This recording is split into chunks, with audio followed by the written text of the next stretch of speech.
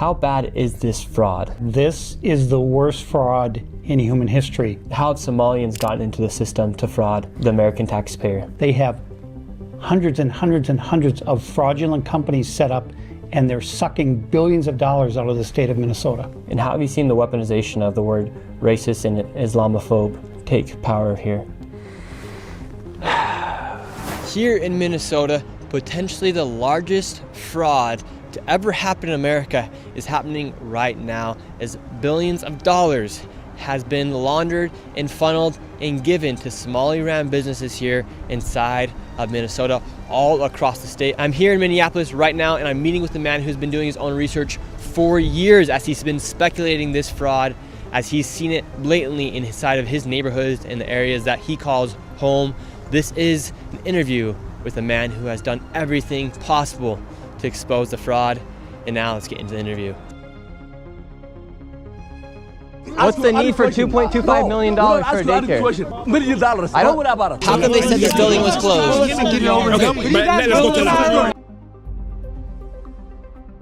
There's a lot of fraud happening here in Minnesota. You've been living here for years now. How bad is this fraud? So I was born in Minneapolis a long time ago. I've lived my whole life here, and my opinion is that this is the worst fraud in human history, what is occurring in Minnesota and more specifically in the Twin Cities right now. How much money do you think has been sent around fraudulently here inside Minnesota? Over the years, I would say anywhere from 80 to $100 billion. And right now the big controversy is with Tim Walz and his government and the fraud that they've allowed to happen within the Somalian community. Right behind us is Cedar Riverside, a location where it is very densely populated with Somalians. How have Somalians gotten into the system to fraud the American taxpayer? Well, so that complex you're seeing behind there, I attended the University of Minnesota, and in the area we're on right now, this is the West Bank, and it was always called the West Bank, and it was sort of the place to be when you're in college. And that was all student housing, 100%. That building you see in the background, it's now 100% Somali. And I can tell you confidently, they don't pay for their housing, they don't pay for their food, they don't pay for their vehicles. And on top of that, they have hundreds and hundreds and hundreds of fraudulent companies set up, and they're sucking billions of dollars out of the state of Minnesota. And how are they sucking billions of dollars out of the state of Minnesota? Well, one example would be with the hundreds of child care facilities that they have set up. And on every one that I visited, and I've been to maybe 100 of them or more, I never, ever have seen one child at any facilities ever over the past 7 years, 8 years. What are the businesses that are being used to fraud the taxpayer here in Minnesota? You have the daycares. What are all of them? So you have, you have child care, you have adult daycare, you have in-home health care, you have street health care, and nobody really knows how that's defined. And then you have transportation, non-emergency medical transportation.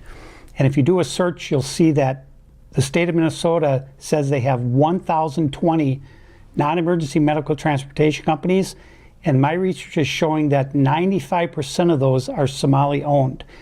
And what I know is that the people writing the checks at the state of Minnesota never, ever, ever verify that any trip was ever made or that any appointment was ever made with a dentist, chiropractor, or anything.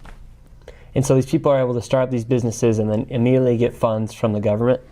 Yes, so interestingly that you bring up licensing, because another area of fraud that I exposed was all of these autism centers, because I would drive around the Twin Cities. I said, well, there's another autism center. I said, what's going on with all this autism? Is there something in the water? And then I started to look at, well, who owns these autism centers? And virtually 99% of them were owned by Somalis. And is there an autism outbreak here in Minnesota right now? There is not. But to open an autism center, you do not need a license. And so people are claiming their children are autistic to receive money from the government. Yes. And the government underneath Tim Walz's leadership, they're not going in and investigating and doing their due diligence to say, maybe we shouldn't give this company $1 million. Well, so what's happening is there have been some sporadic inspections done at these facilities, and I have records of some of these inspections. And one inspection, they'll get 11 violations. A child care facility with 11 violations, that is bad. I mean, unsanitary conditions, broken furniture, no play area for the children. And so they write these things in their report, but then they never follow up to make sure. They never physically revisit the site to make sure that any of those violations are corrected.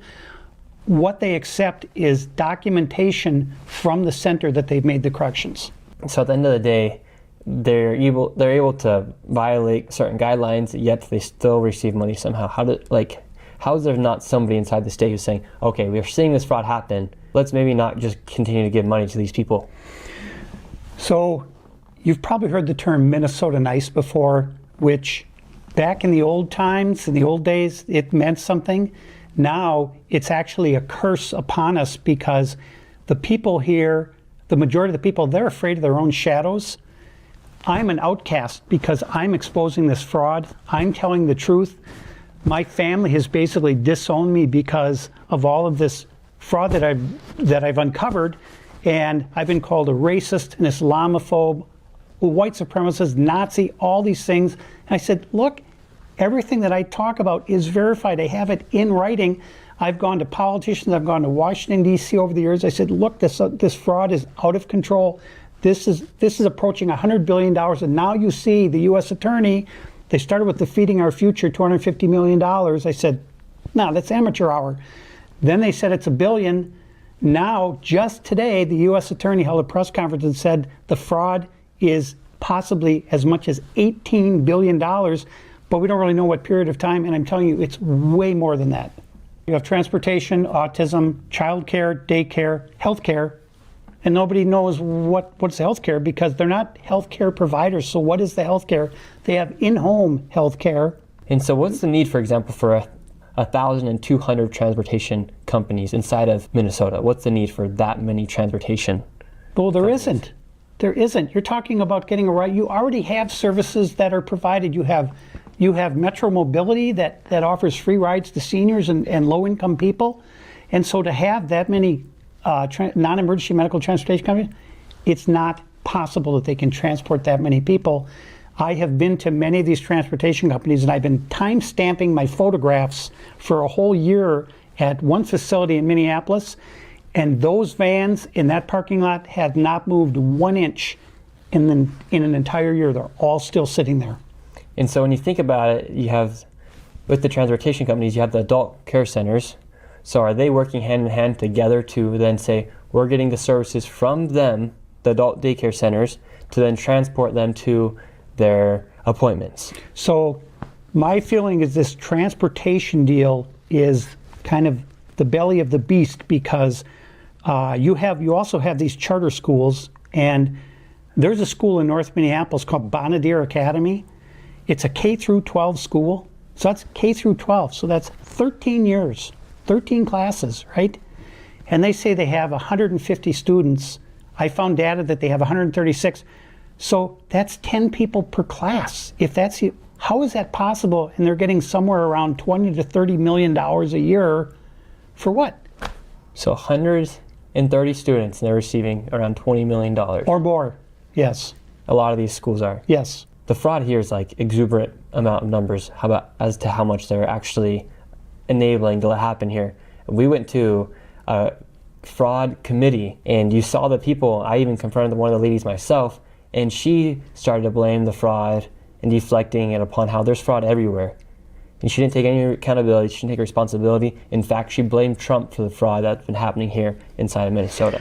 Right. So Kristen Robbins is the chairwoman of the fraud committee, and she was attacked by that Democrat member you were just talking about for not telling that committee about all this fraud. Well, the law says in Minnesota that if you are an elected or public official and you are aware of fraud or suspected fraud, it's Minnesota Statute 3.971, Subdivision 9, that you must report that fraud or suspected fraud immediately to the Office of the Legislative Auditor, the OLA, and then the OLA decides which law enforcement agency to refer the complaint to. And they failed to do that. No, Kristen Robbins did that. She said, I reported it to the OLA, and the Democrat, she had no idea how things work in Minnesota. She was just so enraged about all this fraud getting exposed. Yeah, because they don't want to take accountability because the fraud is so blatant. You can go to any of these daycare centers, there are no children anywhere. Last Saturday, I was in front of the governor's mansion, and I was attacked by 3 Somali men. It's on camera. I made a 911 call. Nobody came to help me. The week before that, I fought off a knife attack. And these people are very violent, and people are afraid of them. The police are even afraid of them. And the police chief is out there telling the public, if you see an ICE agent, call 911. I mean, it's insanity. It's just pure evil. I mean, it's... Now, let's directly talk about the Somali population because, for instance, you get attacked by 3 Somalians, the police don't come, they're told to call police if they see ICE. How come Somalians have been able to get such a strong foothold here inside of Minnesota, specifically here in Minneapolis? The reason is that the Somali community is a closed community. What I mean by that is they do not talk to outsiders, and they are ruled with an iron fist by the Somali mafia. And one of those guys is the guy who just got convicted of $7.2 million of fraud, a unanimous jury verdict, and Judge Sarah West overturned the verdict. I couldn't believe it. That was my discovery of all that fraud. I'm the one who got that guy brought before the jury, and then they find him guilty, and they let him go. And now you have Keith Ellison who says he's going to appeal the verdict. Well, he's a Muslim. He's going to find a way to screw it up. So even if they are committed for fraud, that guy, he's committed for how much? 7.2 is what the unanimous jury verdict, 7.2 million. And then they just went ahead and released him. The judge overturned the verdict. He's walking free as we speak, still collecting money from the state. And it's federal money too. So we need the feds to come in here because this is not all state money. There's federal money that's involved here, and it's way beyond anybody's imagination, the total amount. The state doesn't even know. The feds don't even know. And so, for instance, why would that judge bow down to the head of the Somali mafia here? What I can tell you is that it's a voting bloc, and what they say is if you do something to go against our community, we're going to vote for, and they all vote together, and there's ballot harvesting, I've seen them do it, that we're going to vote for your opponent unless you do what we tell you to do. And so is it all purely for votes? Yes.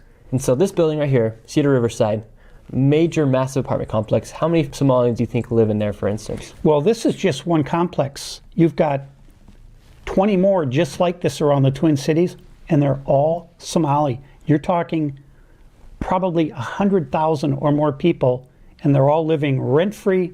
They're driving a vehicle that you paid for. They're eating food that you paid for.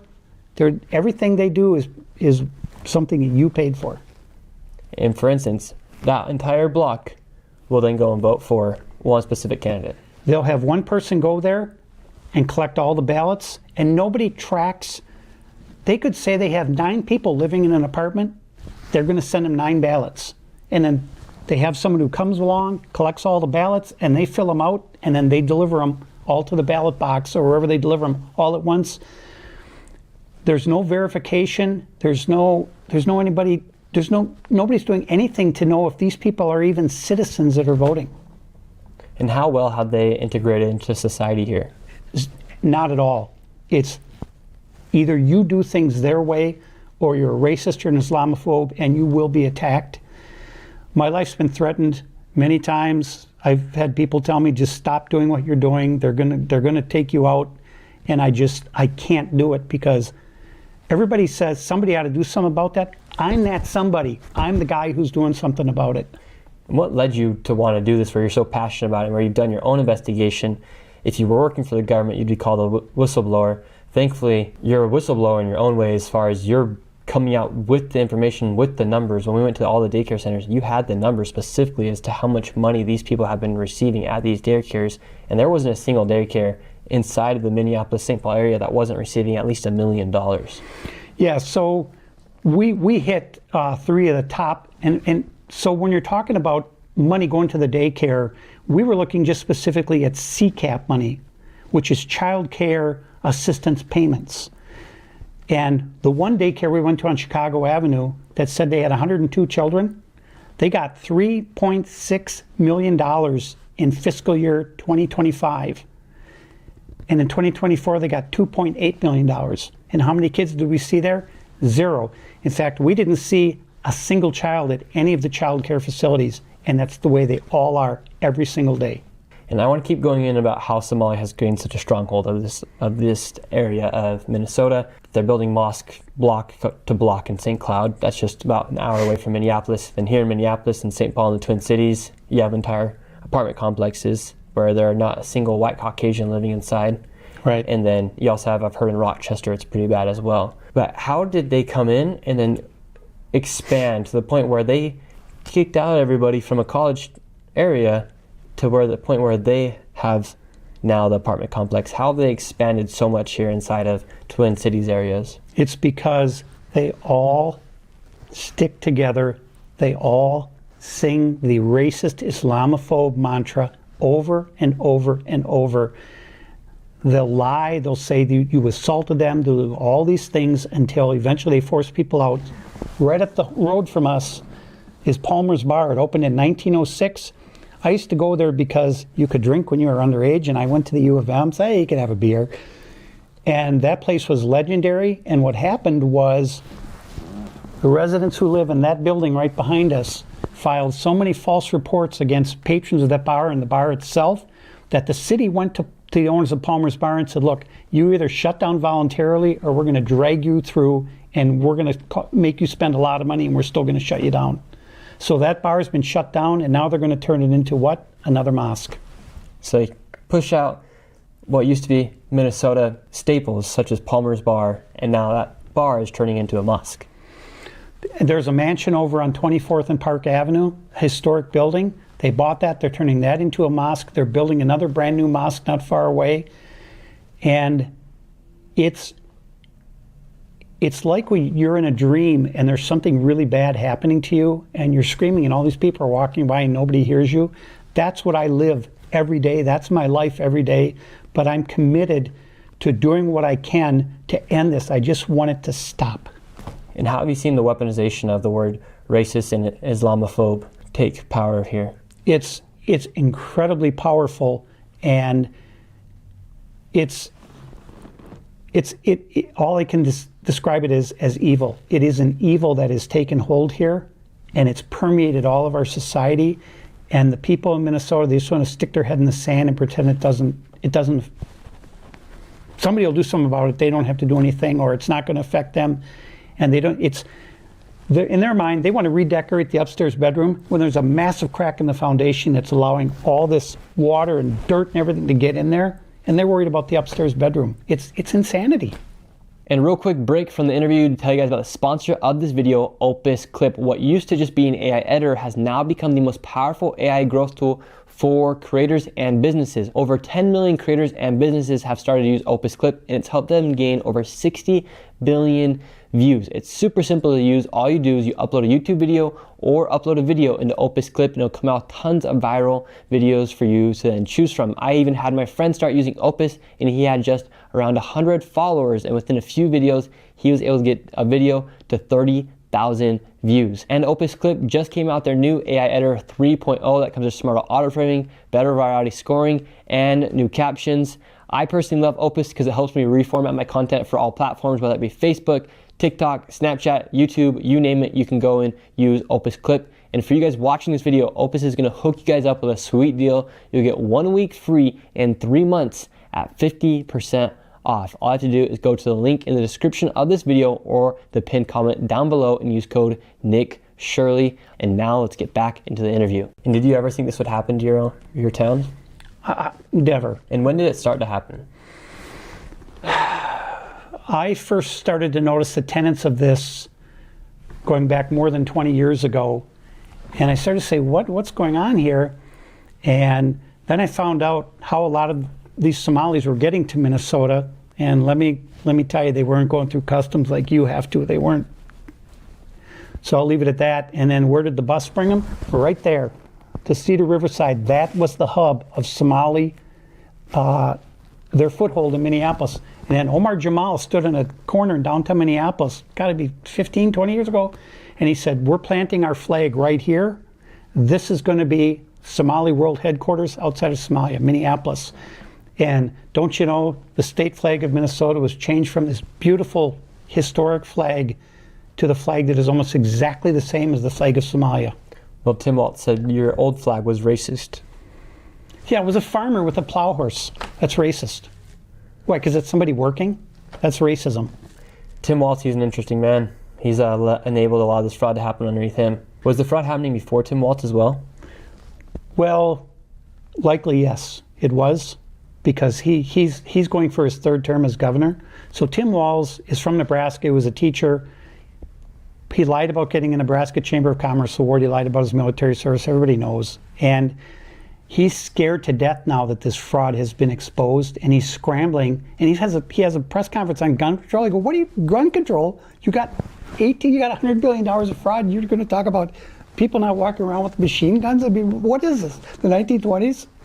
And inside these apartment complexes, not just Cedar Riverside, how do they force, because this one right here, you only see Somalians. How do they force any other race, white, Asian, black, Mexican, how do they make it so that these apartment complexes are only their apartment complexes? So there are a couple of ways they do it. One is to incessantly harass any non-Somali tenant so that they have to move out, or they file false complaints, multiple complaints against someone until they're evicted. The city will come in, if it's a city-owned building, if it's income housing, and they'll evict that person, and then the Somali moves in. And that's how they've been doing it all around the Twin Cities. Folks, I'm just telling you, as bad as you think it is, it's 10 times worse. You'll never see anything like this. If you went to any country around the world, you'll never see anything as bad as it is right here in Minneapolis. So for instance, say I were to move inside and got myself an apartment over in Cedar Riverside, and I started listening to music a little too loud or watching a movie too late at night, and somebody next door had a baby, and they said that was just too much a noise complaint. Would they call you a racist, or how would they get you out of the apartment? Yeah, they would say you harassed them, you threatened them, you assaulted them. It's something that their mindset is that they don't care as long as they can get their way. They don't care what happens to anybody else who's not a Somali. And they have warring factions within the Somali community because this is such a cash grab that they're fighting them. There are factions within the Somali community that are fighting amongst each other. So do you think right now in Somalia, people know if they make their way to Minnesota, they'll be able to get $1 million? Absolutely. Everyone knows it's wide open. It's the Wild West. Because I say $1 million because every place we went to and where we have gone, everything is above $1 million. Like, it's not just like a $500,000. It's not just what would be a great salary of $60,000 to $100,000 for a single person. It's literally millions of dollars. It's not a joke when you say that these people are becoming millionaires just from getting money from the government. So think about it. You get up and you go to work every day and you make $50,000, $60,000, and you work like crazy. Some of you work two jobs, 3 jobs. They're not working at all. And they're getting new free cars, free housing, free food, everything. It's completely out of control here. I need the federal government to come in here and put a stop to this because the political will in Minnesota is not here to do it. And because that money that they receive what are they? Are they grants? Are they relief? What are the money that they get? What do they label that as? Well, so interesting you brought up grants because that's a whole nother, so they have a thing called Minnesota Deeds, DEEDS grants.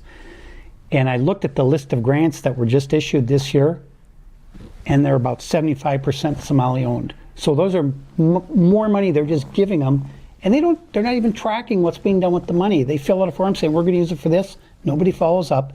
So you've got childcare, you've got transportation. But what's that money labeled underneath as? Say, for instance, when $1 million is sent to a childcare, is that money labeled as what would it be?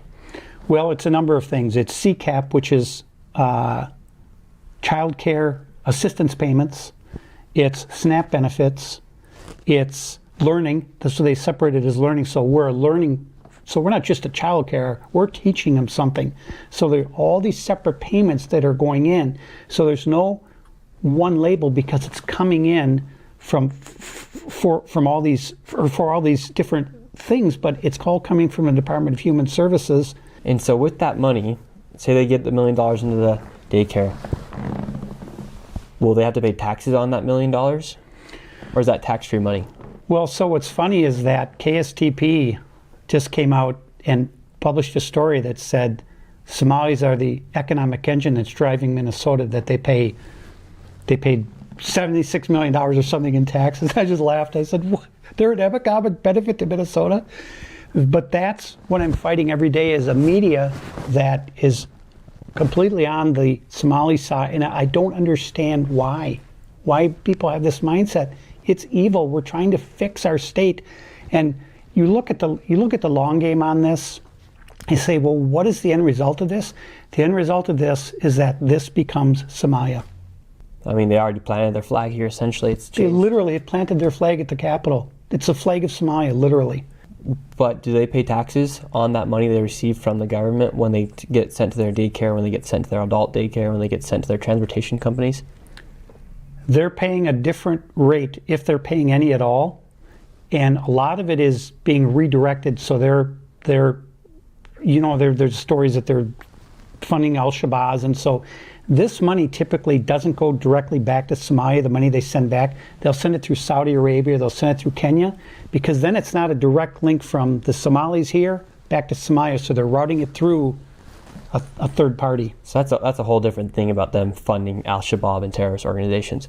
But I want to get to my point. It's like, is that money that they are getting from the government, will they eventually pay taxes on that, or is that just tax-free money essentially? I don't know. I can't get any of the tax records from the state. Because, for instance, if me or you make $1 million, we're going to be given 40% back to the hands of the government. At least if you live 40%. here, you're going to pay probably 50%. Yeah, so Yeah. if they get $1 million, they aren't getting taxed on that, most likely, especially if it's as just a loan, not even a loan, it's just money that they're giving to the daycare to take care of. It's like It's not, government benefit. to my understanding, it's not considered income. Yeah. Because it's an assistance payment. And so that's why they are doing all these businesses that are based off of assistance for daycare, for adult daycare, for transportation, because they're getting money for these companies. You can label them as assistance versus being for profit. Correct. That's exactly right. Now let's talk about al-Shabaab and the money that's being allegedly sent to these terrorist organizations in Somalia. Spoke to a man who, he's also a whistleblower who used to work for the police department inside of the airport. He said every single week, literally millions of dollars worth of cash would be funneled through the airport, through TSA here in Minnesota, at the Minneapolis airport. How are they moving the money from Minnesota, from the taxpayer of Minnesota, back into these Somalian-run businesses, into the hands of people like al-Shabaab, who are linked with al-Qaeda? So anyone who travels knows that if you have over $10,000 in cash, you're going to get stopped by TSA, and they're going to want to know, where did this money come from? And if you're a couple traveling together, they're going to combine the money that you're carrying and say, okay, what is the total amount that you're carrying? And I talked with a TSA agent who worked at the Minneapolis airport, and there was a Somali man who came through with 2 suitcases. And he put on his declaration that he had $750,000 in cash. And so the TSA agent said, whoa, wait a minute here. And so they took him to a secure room. They opened up the suitcases. Sure enough, $750,000 in cash. And so she called the police. The police came, and then the officer said, well, I've never had this before. This is such a large amount of money. He said, where'd this money come from? The guy said, I don't have to tell you, I don't know. And so he called his superior, and the superior said, okay, I got to make a call and get back to you. And then he called him back and said, you got to let him go, because he declared the money. He goes, no, we can't let it. So they're not even verifying where these funds came from. And so how deep does this go? How many people are involved? How bad is this? Yeah, because I mean, how does somebody acquire $750 in cash? For instance, you can't even go to the bank right now and ask them for $100,000. You'd have to go through a big process to get that much money in cash. The only way that they could be acquiring this much money is through running a daycare, for instance, where they're literally receiving anywhere from $1 million to $3 million. And so one thing to keep in mind is that Somalis will not pay tax, because tax is something that is reserved for them to impose on others. So they will not pay tax. So when they're buying these $1 million homes and these brand new SUVs and going to Costco and loading up their carts, they're paying with cash, or they're using their EBT card, which is typically loaded with $5,000 a month. So on top of, it's like pouring syrup on top of chocolate. I mean, where does it stop? So they're using cash instead of like a card, for instance, through Chase Bank. Well, so they're walking into car dealerships with $100,000 in cash, 120. Here you go, I'll give cash. And these dealers are supposed to be reporting that to the IRS because it's more than $10,000, and they have to track where the money came from. And they haven't been doing that because why? And the guy's going to walk in and give me cash, and of course I'm going to take it. So there are a lot of people who are complicit in this fraud, and there are a lot of people who are going to be called to answer for what they've done.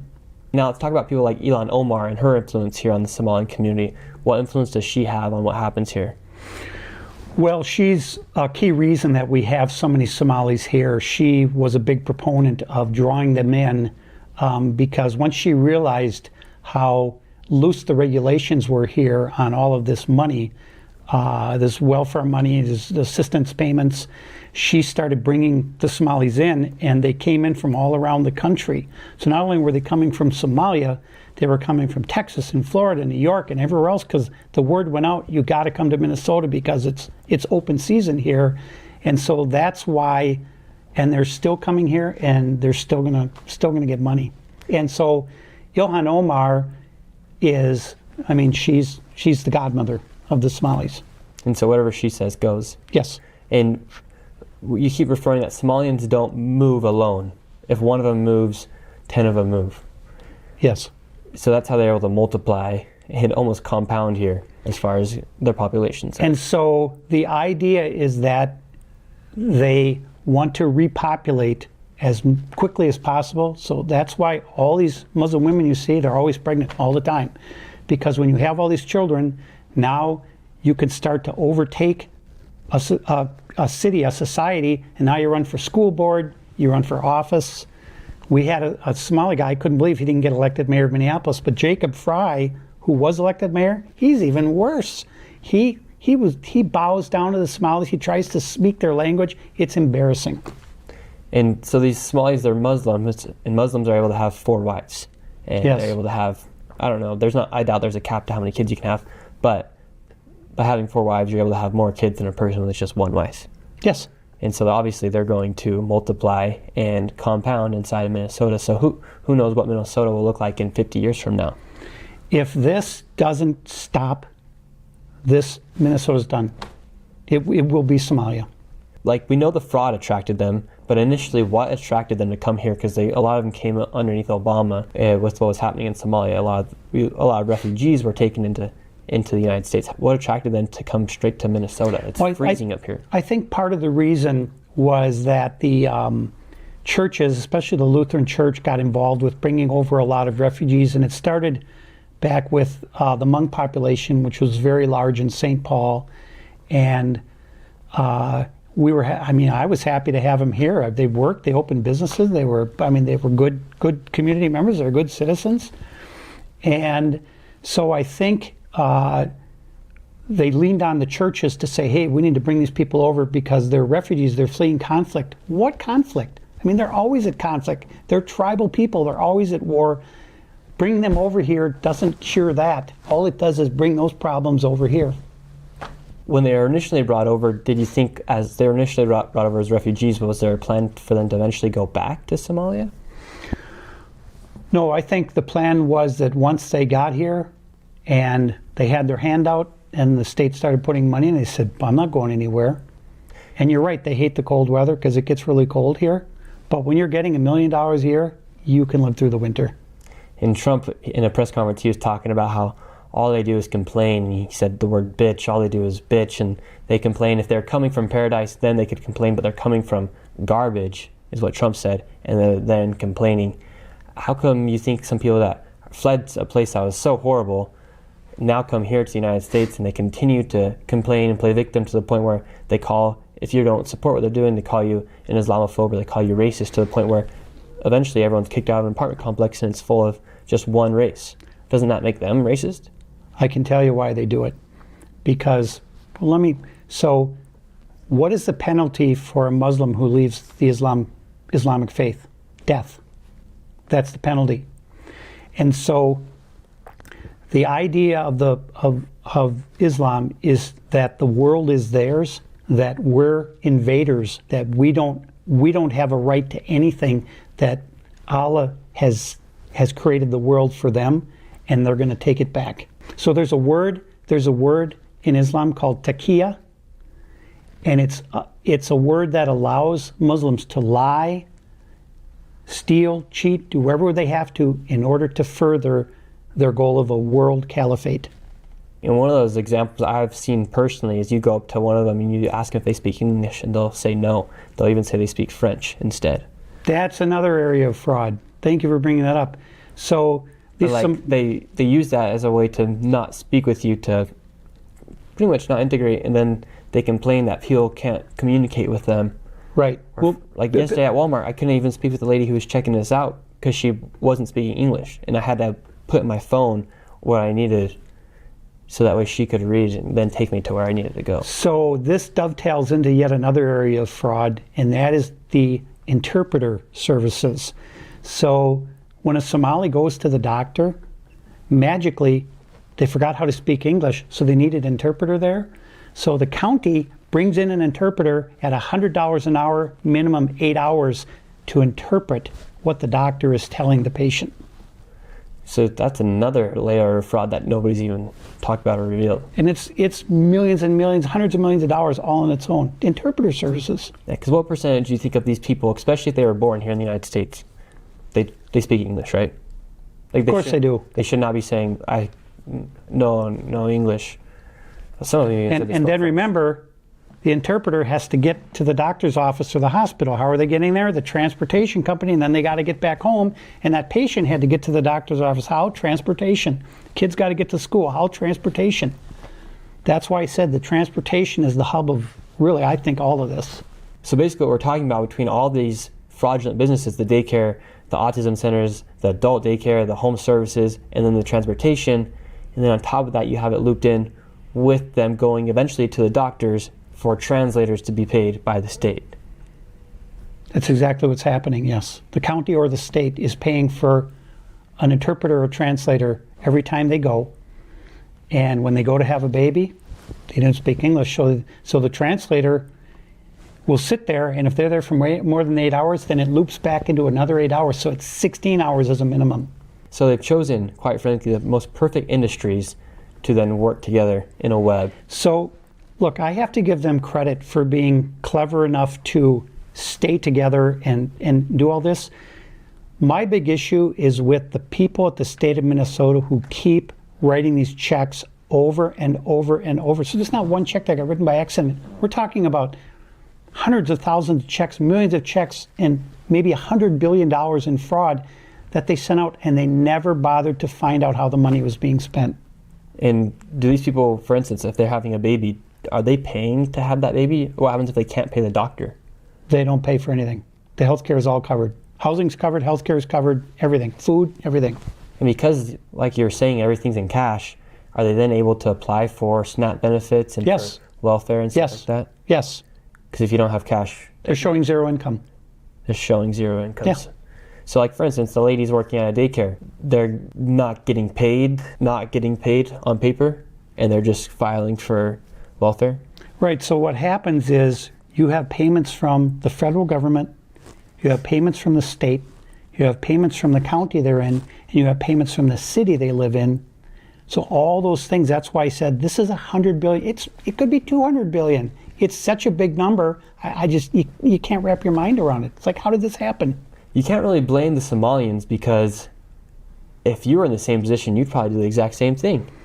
Because you're hearing everyone receive millions of dollars, and that's why you need to really focus on the corrupt politicians that are inside of the Capitol that are allowing this to happen. I blame the politicians for allowing this to happen. And then the Somalians, it's morally wrong for them to be doing this, to be frauding the people. Well, again, it's not because Takia allows them to do this because it furthers their goal of a world caliphate. I mean, that's the bottom line. That's what they're after.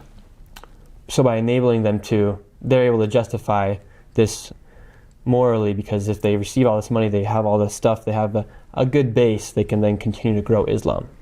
Right, and so what's really sad from my perspective is Franklin Avenue here in Minneapolis was always very heavily American Indian occupied. Indian health boards there, their opportunity centers there, their community centers there. The sidewalks even have Native American symbols in them as you go along, in the concrete as you go along, and that area has been totally co-opted by the Somalis. It's a Somali takeover, quite frankly. And so they're spreading out Minneapolis, St. Paul, St. Cloud, Rochester, Owatonna. It's going throughout the entire state of Minnesota. I'm waiting for them to really take over Duluth. They haven't done that yet, but they're up there. And when we're talking about Islam as well, because that's intertwined with the Somalians, because the majority of them are members of Islam. They're Every Muslim. one of them. How much are you seeing Islam grow here, the influence of Islam and the Quran? How are you seeing people convert as well? Well, so when someone becomes a Muslim, let's say they're Catholic or Lutheran or whatever, and they become a Muslim, the Muslims use the term revert. They don't say convert, they revert, because they say, well, everybody should have been Muslim, and if you weren't, you were going down the wrong path. Now that you've become a Muslim, you reverted back to where you should have been all along. And are you seeing a lot of people convert to Islam? I hear stories. I mean, I don't know of anyone personally who would do it, but it's ironic that there's snow out there, because this is like this giant snowball that's rolling downhill, and I feel like I'm the only one here trying to stop it. I'm going, you help, help, help. And it's just insane. It's insane. And let's get into some of the paperwork you have about the fraud. You have all the paperwork. You've done this, your own internal investigation. You even came up with charts. Well, we can start with one of the child care facilities that we visited was called Mako Child Care, M-A-K-O. Well, interestingly, there are two child care facilities located at that same address. There's Mako Child Care, and there's another one called Mini Child Care. And between the two of them, over the last 3 years, they've gotten about $8 million in 3 years between the two child care. And I've been by that place literally 300 times, and I never, ever, ever have seen a single child there. In fact, I've never seen a single child at any of these child care facilities. And that's just one example. That's one. So two child care companies in the same building. Yes. And then we have another example here. There was a daycare called Creative Minds Daycare, and they had so many violations. This is how bad this place was. So many violations that the state of Minnesota actually said, no, you guys, you can't. So they still got, in fiscal year 2025, they got $2.45 million, even though they had all these violations. So they shut down Creative Minds, and they reopened the next day under a new license, and they called it Super Kids Daycare Center. But they still have their they happen so fast, they still have the Creative Minds Daycare sign on the building. Let's keep going. So for just there alone, we've uncovered $11 million worth of fraud in 3 daycares. So then there was another facility that has, my records show that they had 4 child care facilities in there, but I think the number when I actually went there was 7. And one of them was called Minnesota Child Care, and they claimed to have 102 kids that are at child care every single day. And I said, well, I mean, how is this 102 kids? That's a lot of kids. And they got $3.6 million in fiscal year 2025. and they had no kids. No kids. In fact, none of the child care and those, in fact, some of them don't even answer that there was nobody there. And they're still getting millions of dollars. Nobody is bothering to follow up. Even if they find violations, they're not going back. So for a place to shut down, it was so bad. They said, well, we better shut down. But then they reopened the next day under a new license. Same place. 3801 Portland Avenue in Minneapolis.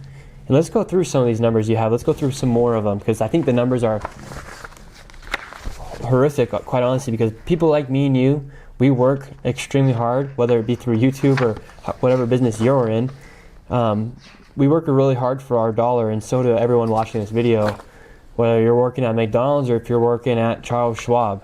Okay. You're working hard, and so these people are literally making millions of dollars just by opening up daycare. So let's go through the number as to how much fraud, how much money these daycares and other companies are making. Well, I don't have numbers for all the child care centers because there are so many of them that I can't even get all the data from the state of Minnesota.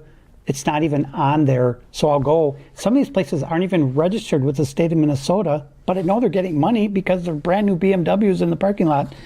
So this one in St. Paul at 1048 Aurora Avenue, called Aurora Child Care, it is this awful, it used to be like a woodworking store. It's a tiny little building with no parking, and they say that they have 106 kids. 106 kids in fiscal year 2025, which is July to June in Minnesota, so July of 2024 to June 2025, they got $3.1 million. How many kids do you think there were there? I went there 5 times. 0. I went there in the morning, I went there in the afternoon, I went there in the evening. There were no kids there at all. That's Aurora. Diamond Daycare, 460 Lexington Parkway North in St. Paul. They say that they have 97 capacity for 97 children. 97. 97. This place is tiny. It's like a 10 by 10 building. They got 1.5 million in fiscal year 2025, and they have no kids. None. Yeah, there's no kids inside the daycare. No kids. No Let's kids. keep going. Here's another one. Sweet Angel. Oh, we love Sweet Angel. We went to Sweet Angel. We paid him a nice little visit. Yeah, we went to Sweet Angel. So Sweet Angel Child Care, 2740 Minnehaha Avenue, Suite 156. Again, a tiny facility, and they said they have 74 children. 74. So they're not 100. There's 74 kids.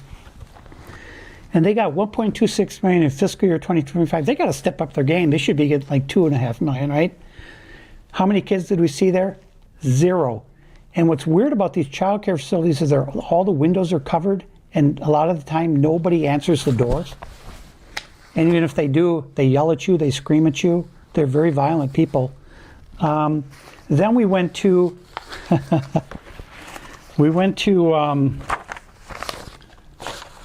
the Learning Center where they had the sign misspelled. And what's interesting, when you go to these child daycare centers, all of the windows are completely blacked out. The doors are locked. What's the door doing locked if you need to bring your child into a daycare? Doors are completely locked.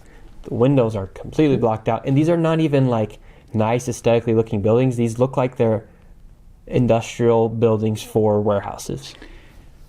Every single child care that I've been to has been in an industrial or commercial building with no play area for the kids, or some of them have some ramshackle novelty stuff outside. But you can see, I go there now, there's no footprints in the snow. There are no kids playing there. And the other thing that happens is when they do bother to inspect these places and they write a violation, this is right here. Correction documentation submitted and approved. They never went back to the facility. So if the violation was unsanitary conditions, broken furniture, inoperable bathrooms, they never go back and double check that the violation was corrected. All the child care facility does is send them documentation, say, yeah, we fixed it. And that's it. They go, okay, it's approved. And the payments keep rolling. Payments keep rolling. And who approves these buildings?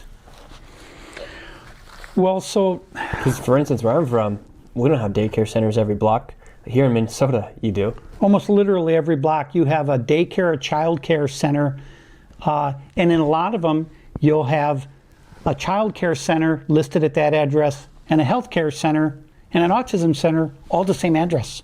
And you go, well, it's like a 12 by 12 building. What do you got, like 300 people? I mean, how is it possible? It's not. It's all fraud. It's total fraud. What I'm telling you is that Somalis do not send their children to child care ever, not once. It violates their faith. Because would they trust another woman or another man with their children? Absolutely not. Absolutely not. Let's keep going. Let's find some more fraud, because the fraud here is insane. I'm not joking when we say this is the fraud capital, and this will be one of the largest fraud scams ever to happen in America. In the world. In the world. It's that bad. So people literally in Somalia right now are probably getting on their phone right now messages saying, "Come to Minnesota, you can get millions of dollars."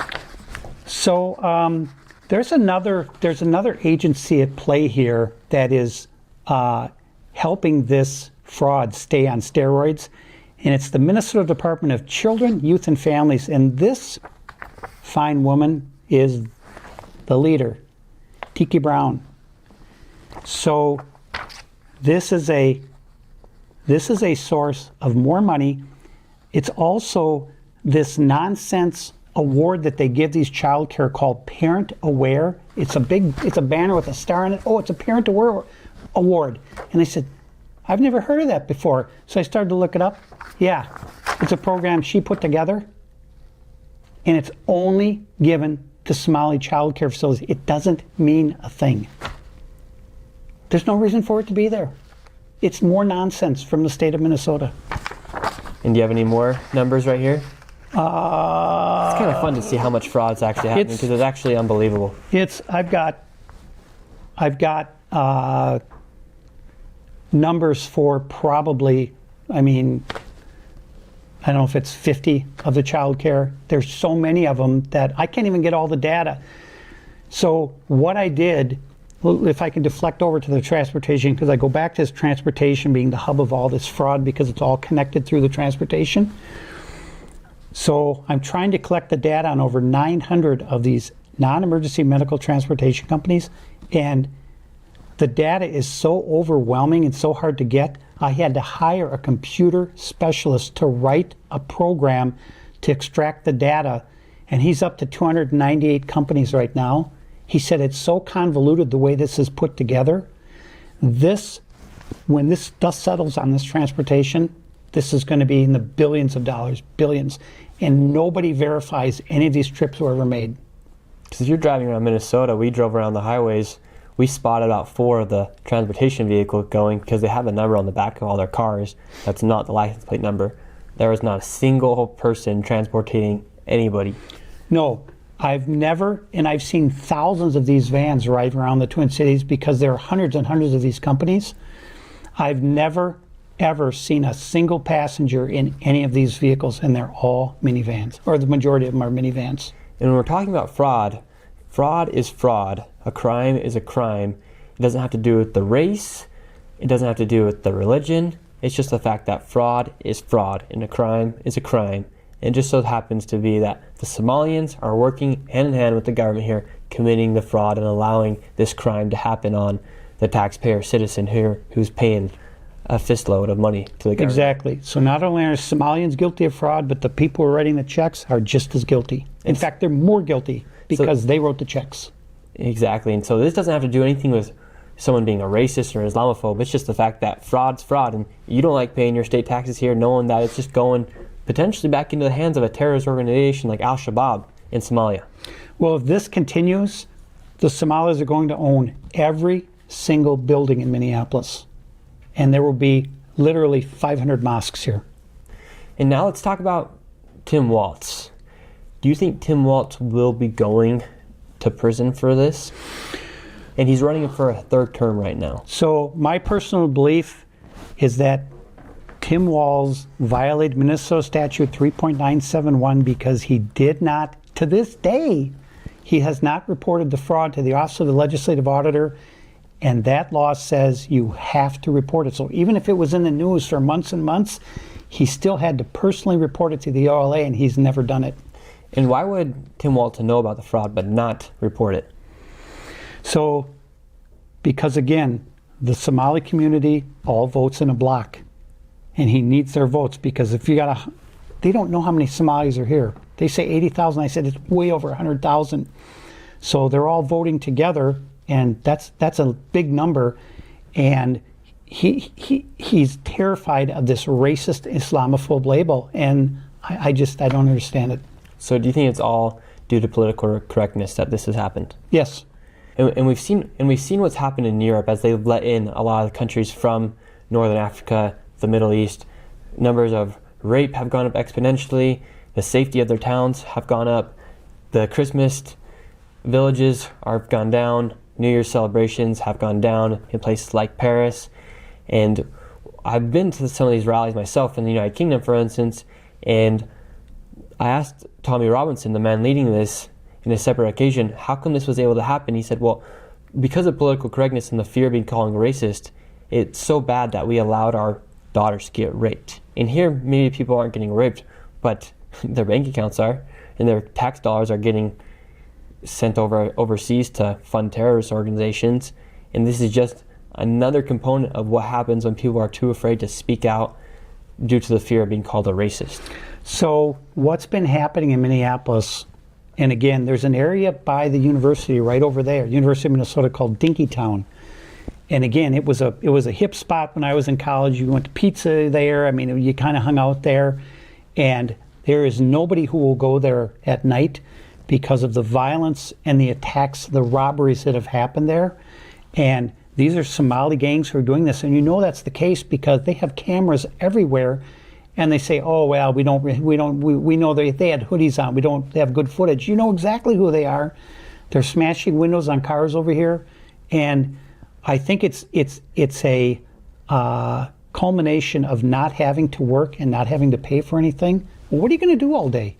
Go out idle hands. You would almost feel like you're invincible if you're living here as a Somalian, knowing that, okay, my dad, he's getting millions of dollars from running this fake daycare center, and then I'm also able to go and commit a crime. If someone says anything, I'm going to call them a racist, and most likely whoever's writing the claim or the judge, because our king of the mafia here, who got caught for $7.2 million of fraud, and they just let him go. So maybe if I go bash in the window and steal that person's purse out of their car while they run to Starbucks, I'm probably not going to get charged. So I'm pretty much invincible. Let's just go out and do this while we have our idle hands, while nothing else is going on. So I went to Catholic grade school. In fact, I went to Annunciation where that terrible shooting happened last summer. Those kids were killed. And when you misbehaved in Catholic school, you got the ruler, you got a whack, you got a slap on the wrist, you got an ear twist. I mean, these were, so you grew up pretty straight. And it was pretty strict.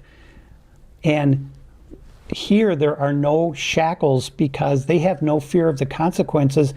And when a guy just convicted of $7.2 million in fraud is let go, that sends a signal to the entire Somali community, you can do whatever you want. Yeah, because I mean, if I was a teenager, especially if you're a teenager, you're not an adult, so you can't get charged as an adult. But if you know that people aren't getting in trouble for things like fraud, like if you know your dad's out there committing and making millions of dollars and he's probably laughing about it at the dinner table, if you see that old lady with the money or the lady with the purse and you go and steal, and you know the police aren't going to do anything. Right now the police won't even they're telling people here in Minnesota if they see ICE, call 911. So you know that the police is on your side, which is going to enable you to act in lawless ways because you might as well. Yeah. And that's very worrying for a lot of people, and people need to understand, like, this is not a thing whether you get called a racist or if you get called an Islamophobe. A crime's a crime, fraud is fraud, a spade is a spade. Yeah. And if something's happened, you should be able to call it out for what it is. So Nick, it just flashed into my mind the name of that daycare we went to where the sign was misspelled. It's Early Learning Center, but they didn't spell the word learning correctly, so it's Early Learning Center, and that sign has been like that for 9 years, 10 years. And when we were there, that gentleman who worked at the restaurant right there in that same building came out because that woman thought we were ICE, and she was screaming, ICE, ICE, ICE. So the guy came out to see what was going on.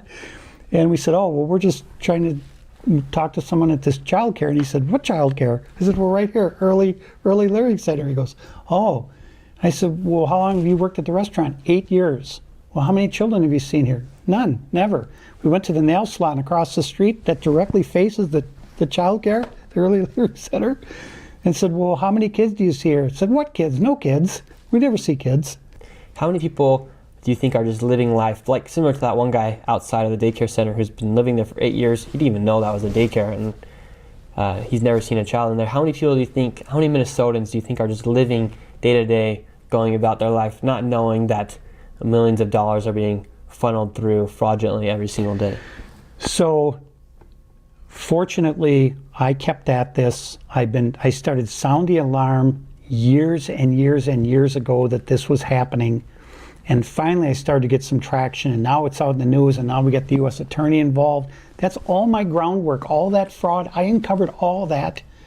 And again, had I been a state of Minnesota employee, I'd be a whistleblower. I'd be entitled to $1 billion. I don't care. I don't want the money. I don't want fame. I just want it to stop.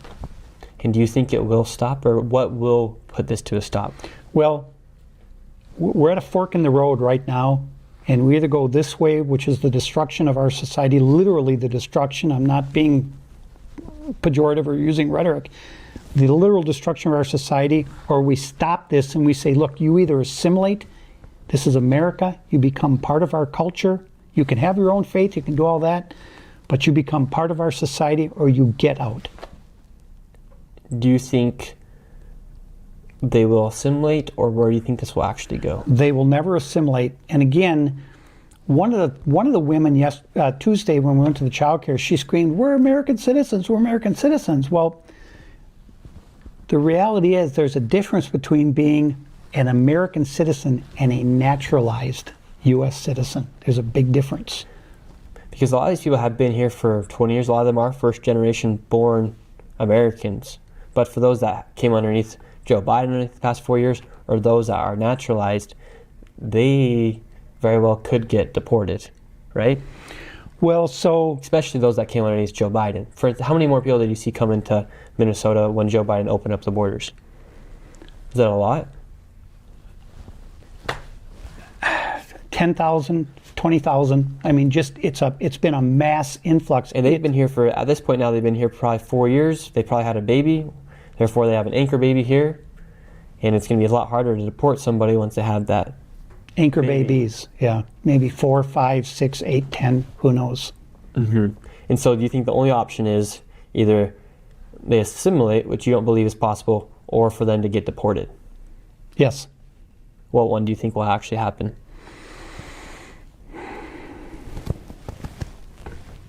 I think it's gonna have to be a blend, because trying to deport all these people is going to be very difficult. The politicians, as you've seen, will rally. The bad politicians, the evil politicians who are benefiting from all this, they're going to rally behind and start screaming racism and Islamophobe and all that. But we have to get these people who are, I mean, this can't continue.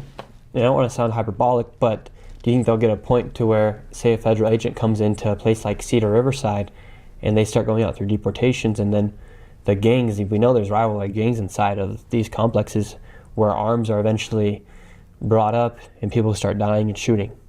Yes. Yes. And so right now, the Minneapolis police are scared to death of doing anything to offend the Somali community. When you have the police chief of Minneapolis coming out and saying they're our neighbors, they're part of our society, and if you see ICE, call 911. Specifically, he said it to the Somalis. I mean, what is the message that sends that we're invincible, we can do whatever we want, Minnesota's ours? And so you've gotten to the point where the federal government, state government are in a battle because the state government want to protect the Somalians, while meanwhile the federal government wants to actually implement the law of the land, because federal law is more important and has more power than local and state law. Well, this is the importance of where the money came from for this fraud, because there are federal dollars that are mixed in, and that brings into play the supremacy clause, where the federal government could come into the state and say, we can come in here and we can do whatever we want. We can do our investigation because you used federal dollars that we sent you and you sent it out fraudulently. Who knows? It's like a ticking time bomb here inside of Minnesota. Either it's going to continue ticking or a bomb's going to go off, metaphorically speaking. And so all I know is that, I mean, if they take me out, because they've tried essentially twice now, if they take me out, at least I know I fought the fight, I did what was right, and I can go in peace. So you really feel like they might try to kill you? Yes. Really? They pulled a knife on me 2 weeks ago. And so you're fearful for your life. Melissa Hortman, she was offed. She was killed. And she had just started to come out and speak against illegal migrants. Do you think that was a setup? Well, inside job? It's interesting because the person who shot her was a former hire of Governor Tim Walz. And so why did he target her? Because you're right, she was starting to speak out about immigration, and she's a Democrat. And so it was very taboo what she was doing. It's like a Somali talking to a reporter. You don't do it. So you think she was killed for that reason? It's possible it played a role in it. Because if you look at it, she was starting to speak out against what was happening here in Minnesota with the illegal migrants, and then a man appears to her door and kills her and her husband. And that guy was a former hire of Tim Walz. Yes.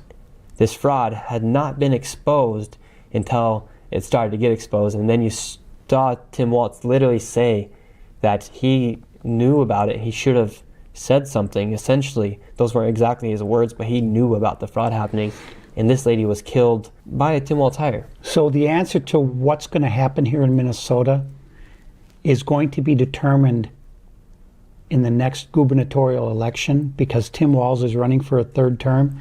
And if the people of Minnesota elect him to a third term, I'm done. I can't do this anymore, because that will signal the end of Minnesota, literally. And it will signal the end of your protection as well, because this will just continue to go. I mean, for God's sakes, I was in front of the governor's mansion and I was attacked by 3 Somalis. They had 100 cameras and nobody came out. They have a security detail at the governor's mansion. Nobody came out. I was on 911 and it took the police 11 minutes to get there. We have the faces of the assailants, their vehicle, and their license plate on the camera footage. And I just today now requested, because I haven't heard from the St. Paul Police Department, I requested the camera footage from the governor's mansion, the police report, and the 911 transcript. And do you think born and raised Minnesotans are going to be able to outvote the Somalian population here? So my concern is that it used to be just in Minneapolis, and then it went to St. Cloud, and now it's in Rochester, it's in Owatonna, they're heading up to Duluth. And so it used to be your only concern was how are they going to vote in the city here? Because once you get outside the Twin Cities, it gets pretty conservative out there. I mean, they're not happy about what's going on, and all these wishy-washy politicians, most of them are from the Twin Cities here, and I mean, I don't know, but it can't continue. It has to change. And is there any last message you'd like to give to the people about the fraud? Look, this fraud has spread now. We've heard about it in Massachusetts. We heard about it in California. This is ground zero for the fraud. And what I'm telling you is you can't sit around and say, that's terrible. Somebody's got to do something about this. You have to do something like I've been doing it here. You have to put yourself out there. You have to be the one to make the change. You can't sit around and wait for somebody else to do it, because it's not going to get done. Well, God bless you, and thank you for your time, and thank you for the work you've done to Thank you, expose Nick. the fraud. Thank you for your time.